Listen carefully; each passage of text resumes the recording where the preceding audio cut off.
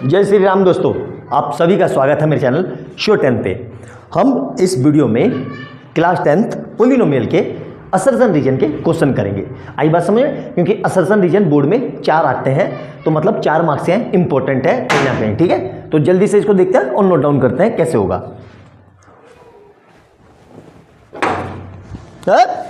किसने बजाया?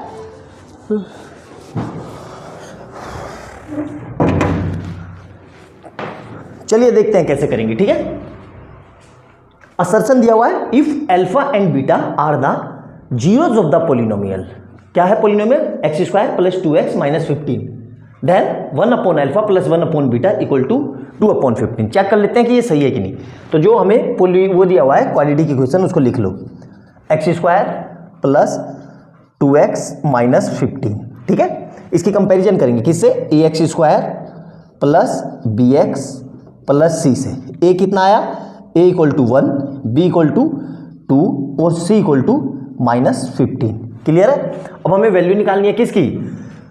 1 upon alpha plus 1 upon beta की। तो क्या करेंगे, ध्यान से देखो, ये इधर जाएगा और ये इधर जाएगा, तो क्या हो जाएगा? ये beta plus alpha upon alpha beta. Clear है?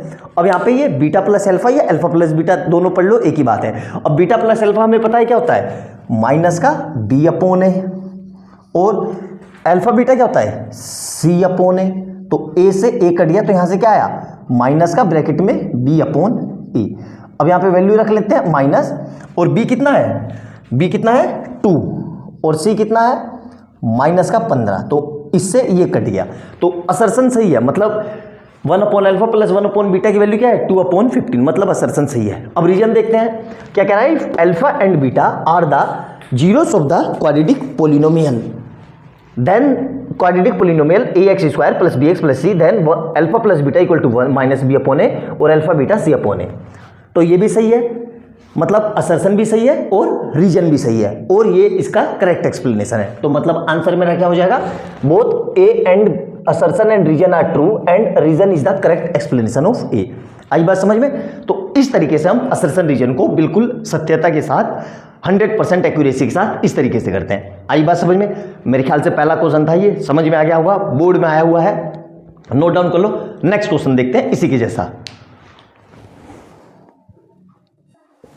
क्वेश्चन नंबर 2 देखेंगे assertion region का। ठीक है, यहां पे सेकंड लिख लो, और क्या कह रहा है पढ़ते हैं आराम से। ठीक है, असर्शन ये कह रहा है if the sum of the zeros of the polynomial is 2 then the value of k equal to -1। तो इसको सही कर चेक कर लेते हैं कि ये सही है कि नहीं। तो सबसे पहले इक्वेशन लिख लो, x square minus 2kx plus 8। इसकी कंपैरिजन कर लो किससे? A x square plus b x plus c से। ए कितना आ गया? A equal to 1, b equal to minus का 2k और c इक्वल टू 8। क्लियर है यहाँ तक? और हमें क्या दिया हुआ है? द सम दिया हुआ है, मतलब अल्फा प्लस बीटा कितना दिया हुआ है? 2। तो मतलब अल्फा प्लस बीटा, यही तो होता है सम। ये कितना दिया हुआ है? 2। और अल्फा प्लस बीटा हम जानते क्या होता है? माइनस का b upon A equal to 2, और माइनस ऐसे ही रहा, b की जगह माइनस का 2k, b की जगह क्या लिखेंगे? माइनस का 2k, और a की जगह कितना लिखेंगे? 1 इक्वल टू 2। तो यहां से कितना आ जाएगा? माइनस माइनस प्लस, मतलब 2k इक्वल टू 2, मतलब k इक्वल टू 2 अपॉन 2, मतलब k इक्वल टू 1। तो मतलब k की वैल्यू कितनी आ रही है? 1, और ये k की वैल्यू कितनी कह रहा है? -1। मतलब मेरा असर्शन गलत है। असर्शन गलत खाली एक ही में है, तो इसको चेक करने की जरूरत ही नहीं है। मतलब आंसर क्या हो जाएगा? डी। आई बात समझ में कि जब भी मेरा असर्शन गलत हो तो हमेशा डी ऑप्शन होता है, याद रखना। तो इसको चेक करने की जरूरत नहीं है, और वैसे भी ये सही होगा, चाहे तो चेक कर लो। Sum of the zeros of a quadratic polynomial a x square plus b x plus c is minus b upon a. बिल्कुल होता है, मैंने लिख भी दिया यहाँ पे। आई बात समझ में? तो ये था मेरा सेकंड क्वेश्चन असर्शन रीजन का। तो देख लिया आपने, असर्शन रीजन के क्वेश्चन सिंपल से होते हैं। बस क्या होते हैं कि हमारे दिमाग में पहले से ही डर इतना है कि हम क्वेश्चन देखते ही घबरा जाते हैं। तो घबराना नहीं है, हमें पूरे बहुत अच्छे से सोच समझ के करना है, एक एक पॉइंट समझ के करना है। आया समझ में? नोट डाउन कर लो, इसका आंसर है डी। अगला देखते हैं क्वेश्चन नंबर 3 असर्शन रीजन का। क्वेश्चन नंबर 3 देखेंगे असर्शन रीजन का। क्या कह रहा है समझते हैं और सोल्व करते हैं, बिल्कुल आसानी से पढ़ते हैं। ठीक है, ये कह रहा है quadratic polynomial x square plus 7x plus 12 has 2 zeros. बिल्कुल सही बात है कि भाई जितनी पावर होती है उतने उसके जीरो होते हैं। तो इसमें पावर हाईएस्ट कितनी है 2, तो इसके जीरोज कितने होंगे 2। सिंपल सी बात है, निकालना है तो निकाल के भी देख लेते हैं। तो क्या होगा x square plus 7x plus 12, तो इसके टुकड़े कर लो 12 के, तो क्या हो जाएगा 4 3, तो प्लस का 4x प्लस का 3x प्लस 12। तो यहाँ से इसको x को मनाया तो ये कितना हो जाएगा x प्लस 4, और प्लस का 3 को मनाया तो ये भी कितना हो जाएगा x प्लस 4, और ये पूरा किसके इक्वल चल रहा है 0 के। तो यहाँ से कितना आ जाएगा देखो ध्यान से 0 x प्लस 4 और यहाँ से x प्लस 3। तो यहाँ से क्या आ जाएगा x प्लस 4 इक्वल टू 0, मतलब x इक्वल टू -4, और यहाँ से क्या आएगा x प्लस 3 इक्वल टू 0, मतलब x इक्वल टू -3। और इसी को तुम क्या बोलते हैं अल्फा, तो अल्फा कितना है -4, और बीटा कितना है -3।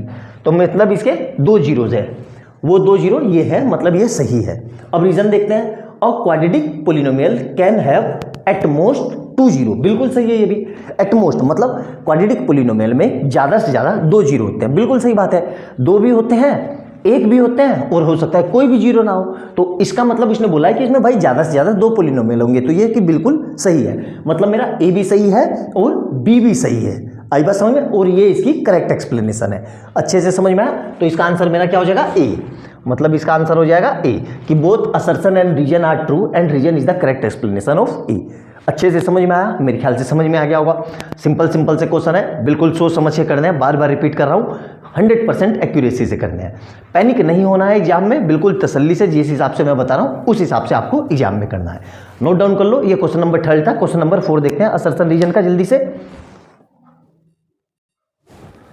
असर्शन रीजन का क्वेश्चन नंबर 4 देखेंगे, ठीक है।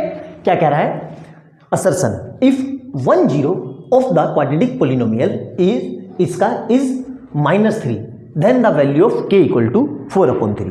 सिंपल सा है कि इस क्वाड्रेटिक पोलिनोमियल का एक जीरो क्या है -3, तो ये कह रहा है कि k की वैल्यू कितनी आएगी 4/3। तो क्या करते हैं, सिंपल सा है, हम पोलिनोमियल लिख लेते हैं क्या, p ऑफ x कितना दिया हुआ है k-1 का 1 into x square plus kx plus 1, और इसका एक जीरो क्या है -3, मतलब x की जगह यहाँ पे क्या कर देंगे -3। तो p of -3 equal to k-1 और ब्रैकेट में -3 का whole square plus k into -3 plus 1। अब इसको क्या कर देते थे हम 0, तो ये 0 हो जाएगा, तो ये कितना आ जाएगा k-1 और 3 का स्क्वायर 9, और प्लस माइनस का 3k और प्लस का 1। अब इसको सोल्व करते हैं, तो 9 को अंदर भेज देते हैं, तो क्या आएगा, तो 0 इक्वल टू, ध्यान से देखो, 9k -9 -3k और प्लस का 1।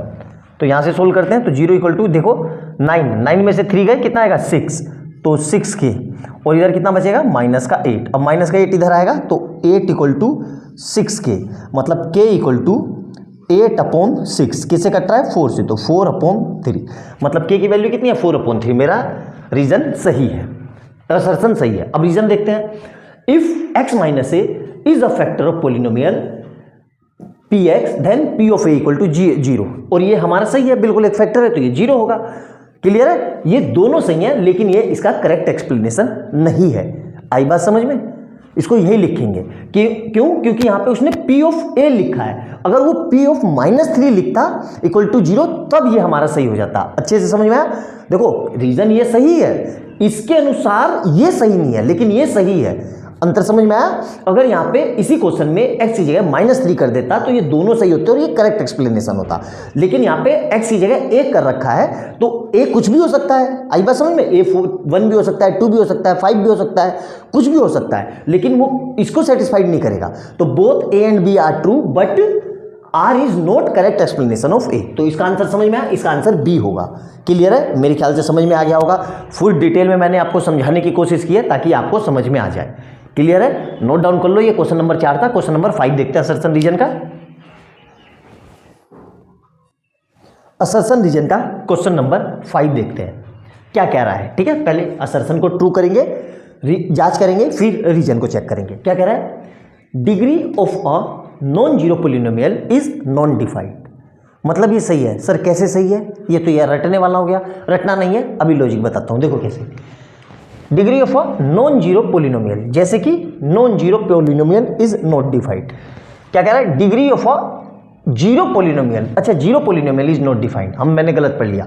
तो जैसे देखो ये जीरो पोलिनोमियल है, बिल्कुल है, ये जीरो पोलिनोमियल होगा, ध्यान से देखना, ये जीरो पोलिनोमियल होगा, बिल्कुल होगा, आई बात समझ में? ये भी होगा 0x⁴ plus 0x�3 plus 0x², clear है? अब इसमें देखो यहाँ 0 इंटू है, ये भी 0 इंटू है और ये भी 0 इंटू है। अब देखो चाहे पावर 2 हो या 3 हो या 4 हो, अल्टीमेट आंसर सब में क्या आ रहा है? 0। तो मतलब डिग्री जो है जीरो पोलिनोमियल की वो डिफाइंड नहीं है। क्यों? कुछ भी रखें तो हम 0 आ रहा है, तो पता ही नहीं ना कि क्या रख रहे हैं, मतलब असर्शन मेरा सही है। अब रीजन पढ़ते हैं। Degree of a non zero constant polynomial is 0। इसका मतलब क्या हुआ कि नॉन जीरो कॉन्स्टेंट पोलिनोमियल, समझ में आया इसका मतलब? कि वो 0 नहीं है और कॉन्स्टेंट पोलिनोमियल है, उसकी डिग्री कितनी होगी? 0 होगी, क्लियर है? तो ये भी सही है और ये भी सही है, लेकिन ये इसका करेक्ट एक्सप्लेनेशन नहीं है। अच्छे से समझ में आया? क्लियर है? कोई डाउट यहां तक? जैसे कि 2 की पावर 0, 3 की पावर 0, 4 की पावर 0, आई बात समझ में? तो इन सब की वैल्यू कितनी आएगी? 1 1 1। तो वही लिखा है degree of a non zero constant polynomial is 0, आई बात समझ में? तो दोनों सही हैं, लेकिन ये इसका करेक्ट एक्सप्लेनेशन नहीं है। तो इसका आंसर कितना हो जाएगा? बी, कि both assertion and reason are true but reason is not correct explanation of assertion. अच्छे से समझ में आया? बहुत ही प्यारे प्यारे ये 5 असर्शन रीजन थे जो मुझे लगे कि अच्छे हैं, आपको करवाना चाहिए। आप इसमें गड़बड़ी कर सकते हो, मैंने आपको करवा दिए। इसी तरह के एग्जाम में आते हैं, कोई ज़्यादा टफ नहीं आते, बस आपके कंसेप्ट बहुत स्ट्रॉन्ग होने चाहिए, अच्छे से आपको एक एक चीज़ समझ में आनी चाहिए। मैं उम्मीद करता हूँ कि आपको जितने मैंने असर्शन रीजन कराए समझ में आ गए होंगे। अच्छे से देखना, एक एक पॉइंट समझ के लिखना, सारे नोट्स बनाना, और वीडियो अच्छी लगे तो लाइक एंड सब्सक्राइब करना और ज़्यादा से ज़्यादा शेयर करना।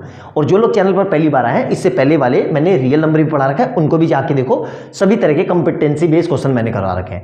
मिलते हैं, चलो अगली वीडियो में, नोट डाउन कर लो इसको जल्दी से।